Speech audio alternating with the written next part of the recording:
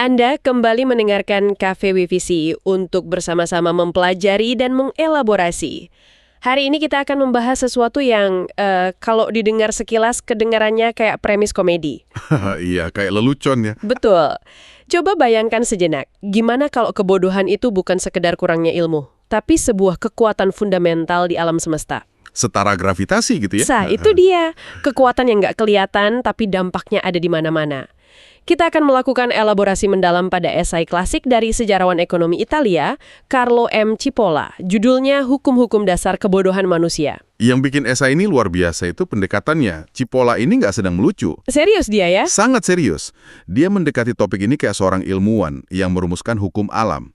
Dia bikin 5 hukum dasar yang menurutnya universal, lengkap dengan definisi presisi, bahkan ada grafiknya. Wow, pakai grafik. Betul. Jadi, misi kita hari ini adalah mengupas tuntas kelima hukum ini. Untuk mencoba memahami sebuah kekuatan, ia bisa dibilang kekuatan gelap, yang menurut Cipolla terus-menerus menghambat kemajuan dan kebahagiaan kita semua. Oke. Mari kita langsung masuk aja ke hukum pertama. Ini fondasinya ya kan? Betul. Hukum dasar pertama, selalu dan tak terhindarkan, semua orang meremehkan jumlah individu bodoh yang beredar. Iya, waktu pertama kali baca ini saya langsung, wah ini bener banget.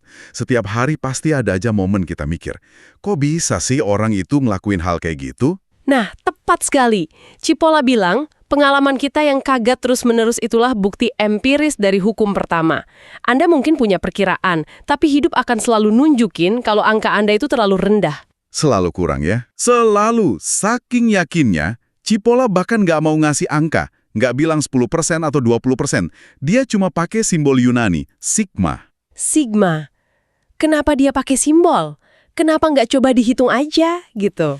Karena menurut dia, angka apapun yang kita sebutin pasti bakal jadi perkiraan yang kerendahan. Oh, jadi percuma aja. Percuma. Kayak kita coba ngukur panjang garis pantai, makin dekat kita lihat, makin rumit kelihatannya.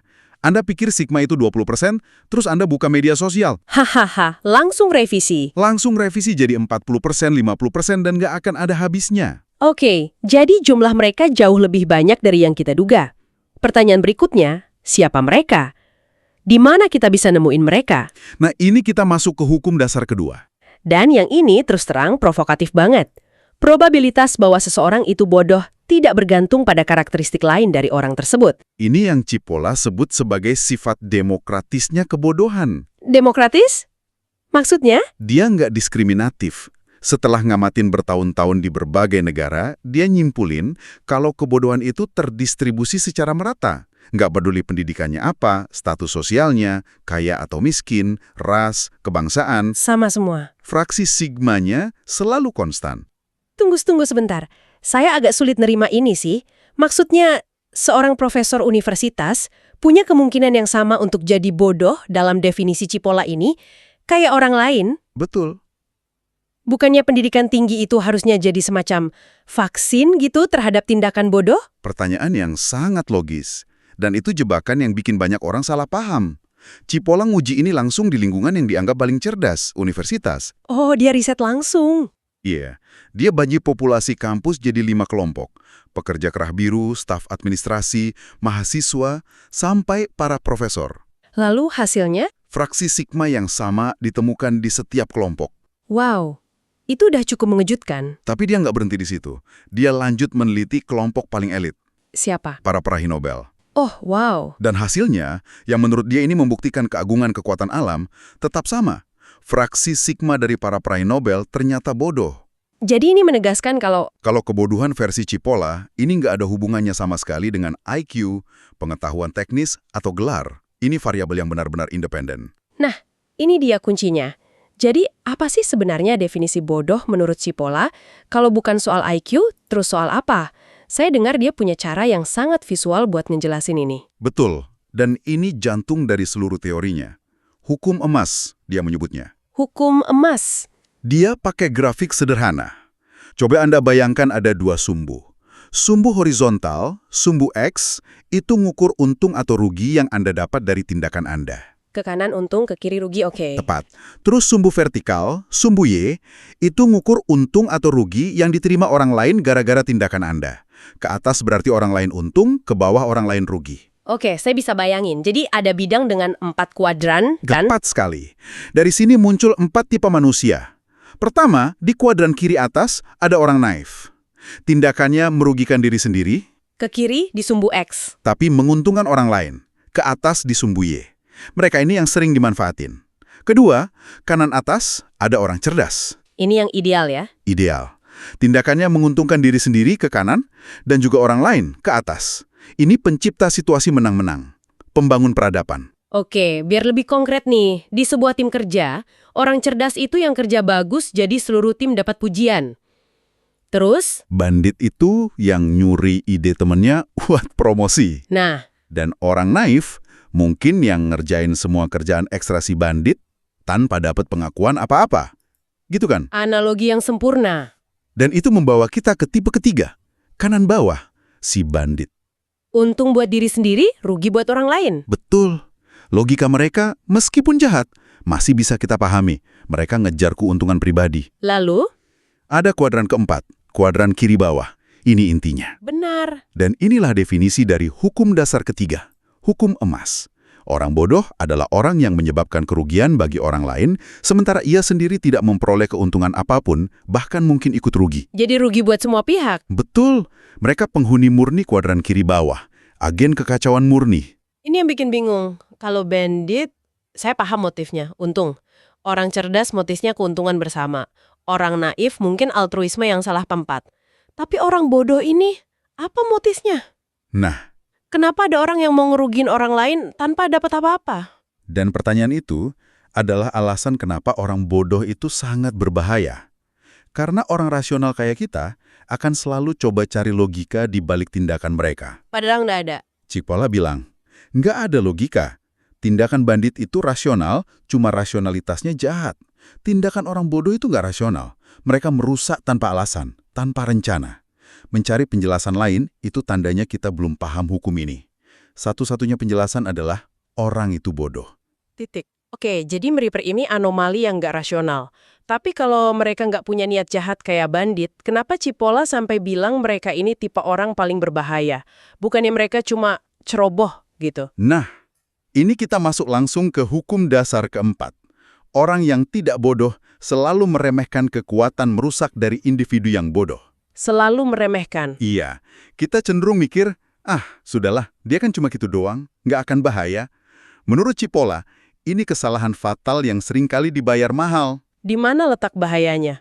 Di ketidakpastian mereka, Anda bisa prediksi tindakan bandit. Dia pasti mau ngambil sesuatu dari Anda. Anda bisa bangun pertahanan. Bisa diantisipasi lah. Betul. Tapi Anda nggak bisa bangun pertahanan terhadap serangan yang nggak punya logika. Serangan dari orang bodoh itu datang tiba-tiba, di waktu dan tempat paling nggak terduga, tanpa alasan yang jelas. Bener juga. Wah sendiri pun bertarung sia-sia. Ini ngingetin saya sama setiap tugas kelompok di sekolah. Selalu ada satu orang yang ngebantuin, tapi malah bikin semuanya jadi berantakan. Nah itu dia. Niatnya mungkin baik, tapi hasilnya file kehapus atau presentasi yang dikirim salah, bencana total. Tepat. Dan Cipolla secara khusus ngasih peringatan soal satu kesalahan fatal. Jangan pernah coba bersekutu atau manfaatin orang bodoh. Kenapa? Mungkin Anda mikir, saya lebih pinter, saya bisa arahin dia buat keuntungan saya. Cipolla nyebut ini kesalahan yang mahal. Karena sifat mereka yang gak terduga, ujung-ujungnya mereka akan ngerusak rencana Anda. Dan mungkin diri kita juga. Dan mungkin diri Anda juga. Anda nggak bisa ngendaliin kekuatan alam yang kacau. Anda cuma bakal ikut tersapu. Adalah tipe orang yang paling berbahaya. Paling berbahaya. Bahkan, Cipolla nambahin dalil yang lebih tajam. Orang bodoh lebih berbahaya daripada seorang bandit. Lebih berbahaya dari bandit. Itu pernyataan yang kuat banget. Gimana bisa orang yang nggak punya niat jahat lebih bahaya dari orang yang aktif mau merugikan kita? Penjelasannya ada di dampak bersih ke masyarakat. Kita pakai angka aja biar gampang. Oke. Seorang bandit sempurna nyuri 100 dari Anda. Anda rugi 100, dia untung 100. Buat masyarakat, totalnya gimana? 0. Cuma pindah tangan aja. Tepat. Cuman transfer kekayaan. Masyarakat mungkin jadi nggak adil, tapi nggak jadi lebih miskin secara keseluruhan. Oke, logis. Terus gimana dengan orang bodoh? Orang bodoh, dengan tindakannya, bikin Anda rugi 100. Tapi nggak ada satupun yang untung. keuntungan buat si pelaku nol atau bahkan minus. Oh. Jadi buat masyarakat secara keseluruhan, neracanya adalah minus 100. Mereka ini lubang hitam ekonomi dan sosial. Mereka menghancurkan nilai tanpa menciptakan apapun. Karena itu mereka lebih merusak. Jauh lebih merusak daripada bandit. Ini kalau kita tarik ke skala yang lebih besar misalnya buat sebuah negara. Jadi relevan banget ya. Apa ini artinya negara yang lagi krisis itu karena populasi orang bodohnya tiba-tiba nambah? Nah, disinilah analisis Cipolla jadi sangat menarik. Jawabannya, menurut hukum kedua, adalah tidak. Bukan itu? Bukan.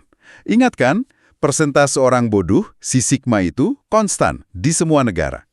Mau yang lagi maju pesat atau yang diambang kehancuran. Oh iya benar. Perbedaannya bukan di jumlahnya. Jadi kalau bukan jumlahnya, terus apa dong? Perbedaannya ada di dua hal krusial. Pertama, di masyarakat yang lagi merosot, anggota masyarakat yang bodoh itu diizinkan oleh anggota lainnya untuk jadi lebih aktif. Dikasih panggung gitu. Kasih panggung dan kekuasaan.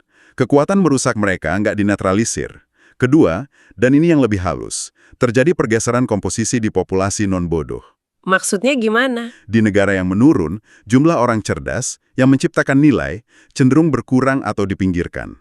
Sementara itu, Yang naik? jumlah bandit yang cenderung bodoh, yang ruginya lebih besar dari untungnya, dan orang-orang naif yang membiarkan diri mereka dan masyarakat dieksploitasi justru meningkat. Wah, kombinasi yang mematikan. Kombinasi dari orang bodoh yang aktif dan orang non-bodoh yang nggak efektif.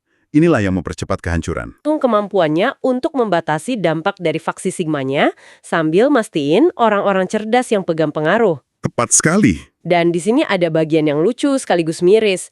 Cipolla secara humoris bilang kalau pemilu dalam demokrasi modern itu bisa jadi instrumen yang sangat efektif. Haha, Untuk apa? Untuk memastikan fraksi sigma ini tetap ada di tampuk kekuasaan. tentu saja. Karena menurut hukum kedua, fraksi sigma dari para pemilih juga sama besarnya kan? Dan mereka punya kesempatan besar untuk milih tindakan yang merugikan semua orang, termasuk diri mereka sendiri. Jadi pada akhirnya, kelima hukum kebodohan Cipolla ini bukan cuma esai satir ya, tapi sebuah kerangka kerja yang kuat dan sedikit menggelitik buat memahami banyak frustrasi dalam hidup. Iya, dari interaksi personal di kantor sampai dinamika politik yang lebih besar. Betul. Dan sebagai penutup, Cipolla itu sengaja menyertakan beberapa grafik kosong di akhir esainya. Semacam ajakan buat pembaca untuk coba memetakan orang-orang di sekitarnya. Oh, menarik. Tapi ini juga memunculkan pertanyaan reflektif yang mungkin lebih penting buat Anda, para pendengar. Kalau Anda jujur sama diri sendiri dan memetakan tindakan-tindakan Anda selama seminggu terakhir, di kuadran mana titik rata-rata Anda akan berada? Wah, itu pertanyaan yang sulit sekaligus penting. Tentu, tujuannya bukan buat menilai diri kita cerdas atau bodoh secara permanen, karena nggak ada yang bisa konsisten di satu kuadran. Pasti naik turun ya. Pasti, kadang kita bisa cerdas, kadang naif, kadang kayak bandit kecil, dan sayangnya, kita semua pernah melakukan tindakan bodoh. Pertanyaannya lebih ke kesadaran akan dampak bersih dari apa yang kita lakukan. Apakah kita lebih sering menambah nilai atau justru mengurangi nilai di dunia ini? Itu mungkin pertanyaan terpenting yang bisa kita ajukan setiap hari. Demikian elaborasi kita hari ini. Dengarkan kembali Cafe Visi esok hari. Asalkan tidak sedang disibukkan oleh absensi yang merepotkan kehidupan, oleh jadwal penyuluhan, oleh tidur kebanyakan, atau karena sedang benar-benar ingin menikmati kopi Cafe Visi di Pindang Ngopi Creative Space Cepu. Akan selalu ada elaborasi baru di Cafe Visi. Setiap hari. Setiap hari. Terakhir, 1 subscribe dari Anda untuk Cafe Visi sama dengan 100 harapan kebaikan bagi Anda oleh Cafe Visi.